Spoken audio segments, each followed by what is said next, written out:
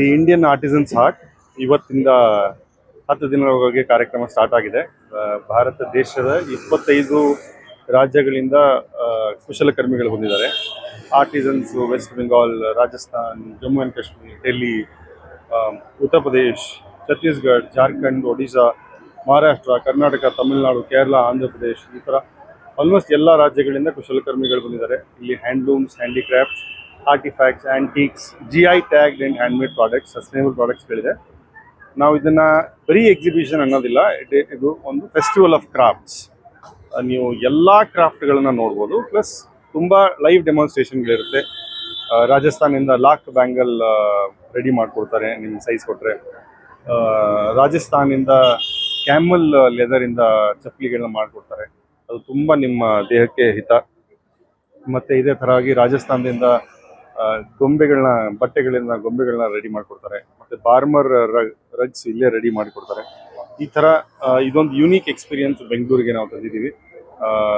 ಸುಮಾರು 10 ದಿನಗಳ ಕಾಲ ಈ ಕಾರ್ಯಕ್ರಮ MG ರೋಡಿನ ಮೆಟ್ರೋ ಸ್ಟೇಷನ್ ಕೆಳಗಡೆ ರಂಗೋಲಿ ಆರ್ಟ್ ಸೆಂಟರ್ ಅಂತ ಇದೆ. ಇದೊಂದು ತುಂಬ ಪ್ರೆಸ್ಟೀಜಿಯಸ್ ವೆನ್ಯೂ ಆಗಿರೋದ್ರಿಂದ ನಾವು ಇಲ್ಲಿ ಇದು 3ನೇ ಶೋ ಹೋಸ್ಟ್ ಮಾಡ್ತಿದ್ದೀವಿ. ಬೆಂಗಳೂರಿನವ್ರು ಬಂದು ನಿಮ್ಮ ಸ್ನೇಹಿತರೊಂದಿಗೆ, ಫ್ಯಾಮಿಲಿಗಳಿಗೆ ಬಂದು ಇಲ್ಲಿರೋ ಕುಶಲಕರ್ಮಿಗಳನ್ನ ಎನ್ಕರೇಜ್ ಮಾಡಿ ಭಾರತದ ದೇಶದ ಸಂಸ್ಕೃತಿಯನ್ನು ಎತ್ತಿ ಹಿಡೀರಿ ಅಂತ ನಿಮ್ಮಲ್ಲಿ ಕೇಳ್ಕೊಳ್ತೀವಿ.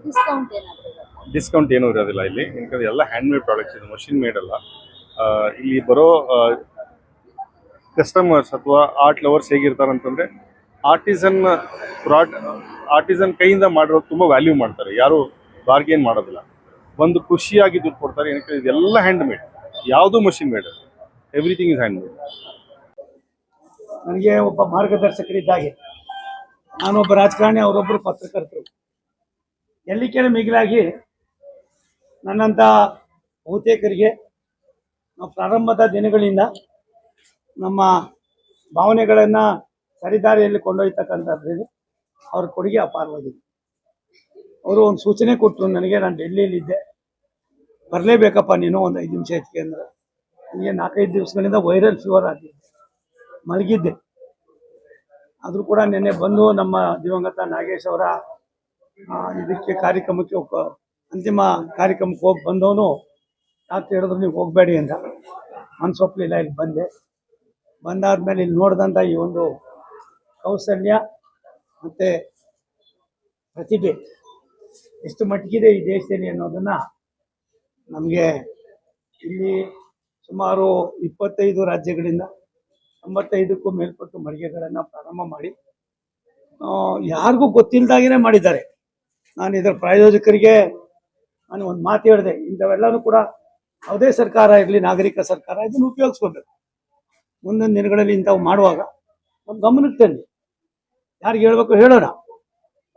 ಯಾವ್ಯಾವುದೋ ರಾಜ್ಯದಿಂದ ಇಲ್ಲಿ ಬಂದು ಅವರಲ್ಲಿ ಇರ್ತಕ್ಕಂಥ ಪ್ರತಿಭೆಯನ್ನು, ಆದಿವಾಸಿಗಳ ಜನಜೀವನದ ಮಟ್ಟವನ್ನು, ಕೈಮಗದಿಂದ ಮತ್ತು ತಮ್ಮ ಕೈಯಿಂದ ಮಾಡ್ತಕ್ಕಂಥ ಕೆಲವು ಕರಕುಶಲ ವಸ್ತುಗಳನ್ನು ನಾವು ದೇಶಕ್ಕೆ ಪರಿಚಯ ಮಾಡ್ತಕ್ಕಂಥದಕ್ಕೆ ನಮ್ಮ ರಾಷ್ಟ್ರದ ಪ್ರಧಾನಮಂತ್ರಿ ನರೇಂದ್ರ ಮೋದಿಯವರು ಸುಮಾರು 30ಕ್ಕೂ ಮೇಲ್ಪಟ್ಟು 35ಕ್ಕೂ ಮೇಲ್ಪಟ್ಟು MOSಗಳನ್ನು ಮಾಡಿ ನಮ್ಮನ್ನು ಪ್ರತಿಯೊಬ್ಬರನ್ನು ಕೂಡ ಒಂದಲ್ಲ ಒಂದು ರಾಜ್ಯಕ್ಕೆ ಕಳಿಸಿ ಈ ರೀತಿಯಾಗಿರ್ತಕ್ಕಂಥ ಒಂದೊಂದು ರಾಜ್ಯದ ಒಂದೊಂದು ಕಲೆ ಇದೆ, ಒಂದೊಂದು ರಾಜ್ಯದ ಒಂದೊಂದು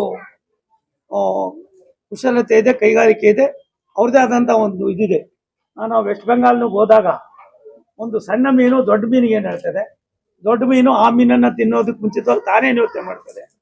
ಇವೆಲ್ಲವನ್ನು ಕೂಡ ಈ ಸೊಗಡನ್ನು, ಹಳ್ಳಿಗಾಡಿನ ಸೊಗಡನ್ನು ಒಂದುಗೂಡಿಸ್ತಕ್ಕಂಥದಕ್ಕೆ ಸ್ವತಂತ್ರ ಬಂದು 80 ವರ್ಷ ಆದ್ಮೇಲೂ ಕೂಡ ಸರಿಯಾದ ದಾರಿಯಲ್ಲಿ 12 ವರ್ಷದಲ್ಲಿ ರಾಷ್ಟ್ರದ ಪ್ರಧಾನಿಗಳು ವಿಕಸಿತ ಭಾರತ 2047ಕ್ಕೆ ಏನು ಮಾಡ್ಬೋದು ಅನ್ನೋದಕ್ಕೆ ಇವೆಲ್ಲವೂ ಕೂಡ ನಮ್ಗೆ ಒಂದು ದೊಡ್ಡ ಉದಾಹರಣೆ ಆಗಿದೆ. ಇದಕ್ಕೆ ನಮ್ಮ ಮಿತ್ರರಾದಂಥ ನಾಗರಾಜ್ ಹುಂಡೇಕರ್ ಅವರು, ಹಿರಿಯರಾದ ರವೀಂದ್ರ ಭಟ್ ಅವರು, ಅವರ ಮತ್ತೆ ನಿಮ್ಮ ವೆಂಕಟ್ ಅವರು ತುಂಬ ಚೆನ್ನಾಗಿ ಮಾಡಿದ್ದಾರೆ. ನಾನು ಅವರಿಗೆ ಧನ್ಯವಾದ ಸಮರ್ಪಣೆ ಮಾಡ್ತೀನಿ. ಇದು ಇನ್ನೂ ತುಂಬ ವ್ಯವಸ್ಥಿತವಾಗಿ ಚರ್ಚೆ ಆಗಬೇಕಾಗಿದೆ, ಜನರನ್ನು ಆಕರ್ಷಣೆ ಮಾಡಬೇಕಾಗಿದೆ. ಕೇವಲ ನಿಮ್ಮ ಪ್ಯಾಲೇಸ್ನಲ್ಲೇ ಮಾಡೋದ್ರಿಂದ ಆಗೋಯ್ತದೆ ಅನ್ನೋದಕ್ಕಿಂತ ಹೆಚ್ಚಾಗಿ ಇಲ್ಲಿ ಅವ್ರಿಗೇನು ದುಡ್ಡು ಮತ್ತು ಏನೇನು ಮಾಡಿದಾರೋ ಗೊತ್ತಿಲ್ಲ. ನಾನು ಇದನ್ನು ತುಂಬ ಸಂತೋಷದಿಂದ ಉದ್ಘಾಟನೆ ಮಾಡಿದ್ದೇನೆ. ಭಾರತದ ದೇಶದ ಇತಿಹಾಸದಲ್ಲಿ ಮತ್ತು ಅಭಿವೃದ್ಧಿ ಹೊಂದಿದ ದೇಶದಲ್ಲಿ ಸುಮಾರು 25 ಕೋಟಿ ಬಡತನ ರೇಖೆಯಿಂದ ಮೇಲ್ಪಂಕ್ತಿಗೆ ತರ್ತಕ್ಕಂಥದ್ರಲ್ಲಿ ಮೋದಿಯವರು ಮಾಡಿರ್ತಕ್ಕಂಥ ಕೊಡುಗೆಯಲ್ಲಿ ಇದೊಂದು ಕೂಡ ದೊಡ್ಡ ಉದಾಹರಣೆ ಅನ್ನೋದನ್ನ ನಾವೆಲ್ಲ ನೋಡ್ತಾ ಇದ್ದೀವಿ. ಈ ಕೆಲಸವನ್ನು 50 ವರ್ಷದಿಂದ ಮಾಡಿದ್ರೆ ಈ ಮಟ್ಟಿಗೆ ನಾವು ಯಾರು ಇರ್ತಾ ಇರಲಿಲ್ಲ. ನಾನು ರಾಜ್ಯದಲ್ಲಿ 5 ಬಾರಿ ಶಾಸಕ, 2 ಬಾರಿ ವಿಧಾನ ಪರಿಷತ್ತು, 2 ಬಾರಿ ಕಾರ್ಪೊರೇಟ್ರು, 6 ಬಾರಿ ಮಂತ್ರಿ, 2 ವರ್ಷ 2 ತಿಂಗಳಲ್ಲಿ ಆಗಿರೋ ಅನುಭವ ಇಲ್ಲೇನು 35-40 ವರ್ಷ ಕಳೆದೆ ನನಗೆ ಆಗಿರಲೇ ಇಲ್ಲ. ಇದನ್ನು ನಾನು ಬಿಚ್ಚು ಮನಸ್ಸಿನ ಹೇಳೋದಕ್ಕೆ ಇಚ್ಛೆ ಪಡ್ತೀನಿ. ಪ್ರತಿಯೊಬ್ಬರೂ ಕೂಡ ನಮ್ಮ ಬದುಕಿನಲ್ಲಿ ಸಾಮಾನ್ಯರ ನೋವನ್ನು ಅರ್ಥ ಮಾಡಿಕೊಂಡು ಅವರನ್ನು ಮೇಲ್ಪಂಕ್ತಿಗೆ ತರ್ತಕ್ಕಂಥ ಈ ಒಂದು ವಿನೂತನ ಯೋಜನೆ ಏನಿದೆ, ಕಾರ್ಯಕ್ರಮಗಳೇನಿದೆ, ನಾನು ಇವತ್ತು ಯಾರ್ಯಾರ ಹತ್ರ ಮುಖ್ಯಸ್ಥರಿದ್ದಾರೆ, ರವೀಂದ್ರ ಭಟ್ ಸಾಹೇಬರಿಗೆ, ನಮ್ಮ ನಾಗರಾಜ್ ಅವರಿಗೆ ಮತ್ತು ಇನ್ನಿತರರಿಗೆ ಮತ್ತು ಬೇರೆ ಯಾರು ಸಂಬಂಧಪಟ್ಟವರಿಗೆ ಅಭಿನಂದನೆ ಸಲ್ಲಿಸ್ತೀನಿ. ಇದೊಂದು ಅತ್ಯುತ್ತಮವಾದ ಸಾಮಾನ್ಯ ಜನರಲ್ಲಿ ಬದಲಾವಣೆಯನ್ನು ತರ್ತಕ್ಕಂಥದಕ್ಕೆ ರಾಷ್ಟ್ರದ ಪ್ರಧಾನಮಂತ್ರಿಗಳು ನಿನ್ನೆ 925 ಕೋಟಿ ರೂಪಾಯಿನ ನೆನ್ನೆ 925 ಕೋಟಿ ರೂಪಾಯಿನ ರಾಜ್ಯ ಸರ್ಕಾರಕ್ಕೆ ಬಿಡುಗಡೆ ಮಾಡಿದೆ. ಒಂದು ಕಾಲದಲ್ಲಿ ಇವರು ಏನು ಮಾಡಿದ್ರು ಮಾಡ್ತಾ ಇರಲ್ಲ, ಸರ್ಟಿಫಿಕೇಟೇ ಕೊಡ್ತಾ ಇರಲ್ಲ. ನಾವು ಸ್ವಲ್ಪ ಟೈಟ್ ಮಾಡಿದ್ವಿ, ಯಾವ್ಯಾವ ಹಳ್ಳಿಗಳಿಗೆ ನೀರು ಕೊಟ್ಟಿದ್ದೀರಿ, ಯಾವ್ಯಾವ ಹಳ್ಳಿಗಳಿಗೆ ಸರಿಯಾಗಿದೆ, ಹೋಗ್ತಾ ಇದೆಯಾ ಇಲ್ವಾ, ಆ ಪೈಪ್ ಹಾಕಿದ್ದೀರಾ ಇಲ್ವಾ, ಅದು ರಿಸ್ಟೋರ್ ಮಾಡಿದಿರಾ ಇಲ್ವಾ ಅಂತ ಸ್ವಲ್ಪ ಯಾವಾಗ ನಾವು ಇದನ್ನು ಕಾನೂನು ಚೌಕಟ್ಟಿಗೆ ತಂದ್ವಿ, ಇವಾಗ ಒಂದು ಹಂತಕ್ಕೆ ಅದು ಬರ್ತಾ ಇದೆ. ಸುಮಾರು 16 ಕೋಟಿ ಕುಟುಂಬಗಳು ಇವತ್ತು ಒಂದು ಶುದ್ಧ ಕುಡಿಯೋ ನೀರನ್ನು ಕುಡಿತಕ್ಕಂಥ ಒಂದು ವ್ಯವಸ್ಥೆಯನ್ನ ಭಾರತದ ಹಳ್ಳಿಗಳಿಗೆ ಮಾಡಿರ್ತಕ್ಕಂಥದ್ದು. 12 ಕೋಟಿ ನನ್ನ ತಾಯಂದಿರಿಗೆ ರಾತ್ರಿ ವೇಳೆಯಲ್ಲಿ ಹೋಗ್ತಾ ಇದ್ದಂಥ ಅವರಿಗೆ ಟಾಯ್ಲೆಟ್ಗಳನ್ನು ಕೊಟ್ಟಿರ್ತಕ್ಕಂಥದ್ದು. ಇಂಥ ಒಂದು ಕೆಲಸಗಳಿಗೆ ನಾನು ಮಾಧ್ಯಮದವರಿಗೆ ವಿನಂತಿ ಮಾಡ್ತೀನಿ, ಬೇರೆದನ್ನೆಲ್ಲ ನಾವು ಮರೆಯೋಣ. ದೇಶವನ್ನು ಒಂದು ಅಭಿವೃದ್ಧಿಯತ್ತ ಕೊಂಡೊಯ್ಬೇಕಾದ್ರೆ ಈ ಜನನೂ ಕೂಡ ನಮ್ಮ ಜೊತೆಗೆ ಬರಬೇಕಾಯ್ತು. ಈ ಜನ ನಮ್ಮ ಜೊತೆಗೆ ಬರಲಿಲ್ಲ ಅಂದರೆ ನಾವೇನು ಕೂಡ ಮಾಡೋದಕ್ಕೆ ಸಾಧ್ಯತೆ ಇಲ್ಲ. ಅಂಥ ಕೆಲಸವನ್ನು ಇವತ್ತು ಮಾಡಿದ್ದಾರೆ. ನಾನು ಇದರಿಂದ ನನಗೂ ಒಂದು ಸ್ವಲ್ಪ ಭಾರಿ ಇನ್ಸ್ಪಿರೇಷನ್ ಆಗಿದ್ದು, ನನಗೆ ವೈರಲ್ ಫೀವರ್ 104 ನನಗೊಂಥರ ಆನಂದ ಆಗಿದೆ. ಎಂಥ ಒಳ್ಳೆ ಕೆಲಸ ಮಾಡ್ತಾ ಇದ್ದಾರೆ. ಇದಕ್ಕೆ ಇನ್ನೂ ಒಂದಷ್ಟು ನಮ್ಮನ್ನೆಲ್ಲ ಸೇರಿಸಿದ್ರೆ ಎಲ್ಲರೂ ಸೇರಿಸ್ಬೋದಾಗಿತ್ತು, ಆಗ್ಬೋದಾಗಿತ್ತು. ಇದು ಒಳ್ಳೆ ಪ್ರಾರಂಭ ದಿನಗಳಲ್ಲಿ ಇದಕ್ಕೆ ನಾವೆಲ್ಲ ಸೇರಿ ಯಶಸ್ಸು ನಾನು ತಮ್ಮಲ್ಲಿ ವಿನಂತಿ ಮಾಡ್ತೀನಿ. ನಿಮ್ಮ ಮಾಧ್ಯಮದಲ್ಲೂ ಕೂಡ ಇಂಥದ್ದು ಆದ್ಯತೆ ಕೈ ಮುಗಿದು ಕೇಳ್ಕೊತೀನಿ. ಇದರಿಂದ ನನಗೇನು ಅನುಕೂಲ ಇಲ್ಲ. ಯಾರೋ ಬಂದಿರು, ಗುಜರಾತಿಂದ ಬಂದಿದ್ದಾರೆ, ಮಧ್ಯಪ್ರದೇಶ ಬಂದಿದ್ದಾರೆ, ಬೆಳಗಾವಿ, ಇದು ವೆಸ್ಟ್ ಬೆಂಗಾಲಿಂದ ಬಂದಿದ್ದಾರೆ, ಇಡೀ ದೇಶದ ಎಲ್ಲ ಕಡೆಯಿಂದ ಬಂದಿದ್ದಾರೆ. ಆ ಹೆಣ್ಮಕ್ಳು, ಆದಿವಾಸಿ ಹೆಣ್ಮಕ್ಳು, ನೀವೇನು ಓದಿದ್ಯಾ ಅಂದರೆ 2ನೇ ಕ್ಲಾಸು ಅಂತ. ನಾನು ಅಲ್ಲಿ ಹೋಗಿದ್ದೀನಿ ತಾಯಿ, ತಿಂಗಳಾರ್ಗಟ್ಲೆ ಇದ್ದೀನಿ ನಾನು. ನನಗೆ ಎಷ್ಟು ಆನಂದ ಇದೆ ಅಂದರೆ ಅಲ್ಲಿಯ ಜೀವನನೇ ಬೇರೆ, ನಮ್ಮ ಜೀವನನೇ ಬೇರೆ ಇತ್ತು. ಅದನ್ನು ಕೂಡ ಇವತ್ತು ನಮ್ಮ ಮುಖ್ಯವಾಹಿನಿಗೆ ತರ್ತಕ್ಕಂಥದಕ್ಕೆ ಪ್ರಧಾನಿಗಳ ಒಂದು ದೂರದೃಷ್ಟಿ ಚಿಂತನೆ ತುಂಬ ಇದೆ. ನಾನು ತಮ್ಮಲ್ಲಿ ವಿನಂತಿ ಮಾಡ್ತೀನಿ, ಇದಕ್ಕೆ ನೀವು ಆದ್ಯತೆ ಕೊಡಿ ಅಂತ ಕೇಳ್ಕೊಡ್ತೀನಿ. ಒಂದು, ಎರಡನೇದು, ಕರ್ನಾಟಕಕ್ಕೆ ಮತ್ತೊಂದು ಸಿಹಿ ಸುದ್ದಿ.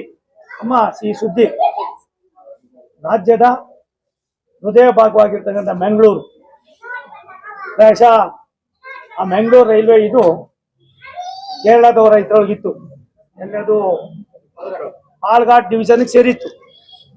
ನಾನು ಕರ್ನಾಟಕದ ಮಂತ್ರಿಯಾಗಿ ಸುಮಾರು ಸಾರಿ ಟ್ರೈ ಮಾಡಿದ್ದೆ, ಆಗಿರಲಿಲ್ಲ. ಅದಾದಮೇಲೆ ಮಂತ್ರಿ ಆದ ತಕ್ಷಣ ನನ್ನ ಮೊದಲನೇ ಕೆಲಸ 3 ಜನ GMಗಳನ್ನ ಕರ್ಕೊಂಡು, ಕೊಂಕಣ್ ರೈಲ್ವೆ, ನಮ್ಮ ರೈಲ್ವೆನವರು, ಪಾಲ್ಘಾಟ್ ರೈಲ್ವೆ ಅವರು, 3 ಜನ ಒಂದು ಸಭೆ ಮಾಡಿ ಸುಮಾರು ಇಡೀ 2 ದಿನಗಳ ಕಾಲ ಚರ್ಚೆ ಮಾಡಿ, ಅದಾದಮೇಲೆ ಅವ್ರು ಒಂದೇ ಒಂದು ನಮ್ಗೆ ಎತ್ತಿದ್ದು, ನಿಮ್ಮ ಸಕಲೇಶ್ಪುರದಿಂದ ಕುಕ್ಕೆವರೆಗೂ ಎಲೆಕ್ಟ್ರಿಫಿಕೇಶನ್ ಆಗಿಲ್ಲ, ಅದಾಗದವ್ರು ನಾವು ಮಾಡೋಕ್ಕಾಗೋದಿಲ್ಲ ಅಂದರು.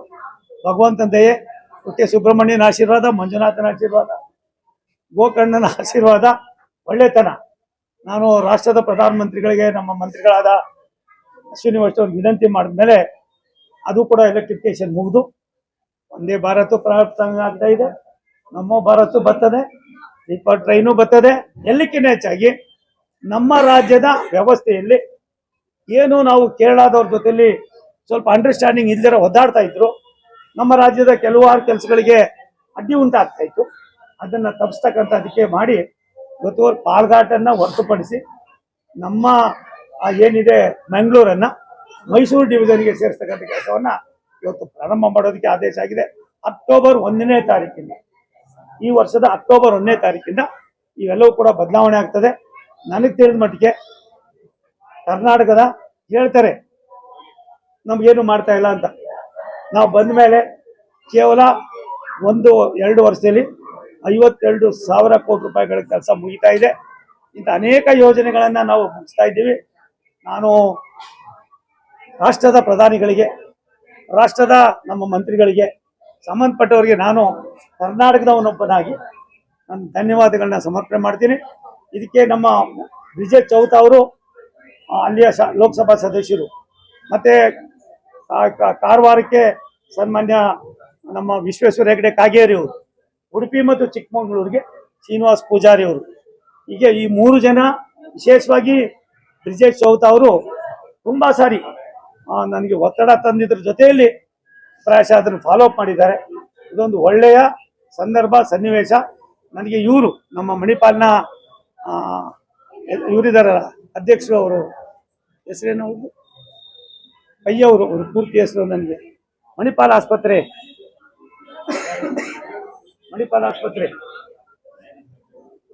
ದಯಾನಂದ್ ಪೈ ಅಲ್ಲ, ರಂಜನ್ ಪೈ ಸರ್, ರಂಜನ್ ಅವರು ಮೊನ್ನೆ ಕೂಡ ನನಗೆ ಮಾತಾಡಿದ್ರು. ಅವ್ರು ಸ್ವಲ್ಪ ದೊಡ್ಡ ವ್ಯಕ್ತಿನೇ. ಅವ್ರು ಮಾತಾಡ್ತಾ ಹೇಳ್ತಾ ಇದ್ರು, ಸೋಮಣ್ಣ ಇದು ನಿಮ್ಮ ಕೈಲಿ ತರಕಾಯ್ತದ ಅಂತ. ಅಂತಿಲ್ಲ ಸರ್, ಮಂಜುನಾಥ ನೋಡೋಣ ಅಂತ ಇದ್ರು. ಹಾಗಾಗಿ ಇವತ್ತು ಅದು ಕ್ಲಿಯರ್ ಆಗಿದೆ. ಬೆಂಗಳೂರು ಏನು ಇವತ್ತು ರಾತ್ರಿ ವೇಳೆ 100 ಬಸ್ಗಳು ಹೋಗ್ತಾ ಇದ್ದೋ, ಇನ್ನು ಸ್ವಲ್ಪ ದಿವಸದಲ್ಲಿ ಅದೆಲ್ಲವೂ ಕೂಡ ಕಡಿಮೆ ಆಗ್ತದೆ. ಅಭಿವೃದ್ಧಿ ಅಂದರೆ ಮೋದಿಯವರು ಅಂದರೆ ಅಭಿವೃದ್ಧಿ. ಇಂಥ ಅಭಿವೃದ್ಧಿಯ ಒಬ್ಬ ನಾಯಕ ಈ ದೇಶದ ಪ್ರಧಾನಿ ಆಗಿ ಕರ್ನಾಟಕದ 100 ವರ್ಷದ ಇಂಥ ಅನೇಕ ಸಮಸ್ಯೆಗಳಿಗೆ ಪರಿಹಾರ ಮತ್ತು ಅದು ಬೇಕಾಗಿರ್ತಕ್ಕಂಥ ಎಲ್ಲವನ್ನು ಕೂಡ ನೀಡ್ತಕ್ಕಂಥ ಕೆಲಸ ಮಾಡ್ತಾ ಇದ್ದಾರೆ. ನಾನು ಕೋಟಿ ನಮಸ್ಕಾರಗಳನ್ನ ರಾಷ್ಟ್ರದ ಪ್ರಧಾನಮಂತ್ರಿಗಳಿಗೆ, ನಮ್ಮ ಮಂತ್ರಿಗಳಾದ ಶ್ರೀನಿವಾಸ್ ಅವರಿಗೆ ಸಮರ್ಪಣೆ ಮಾಡ್ತೀನಿ.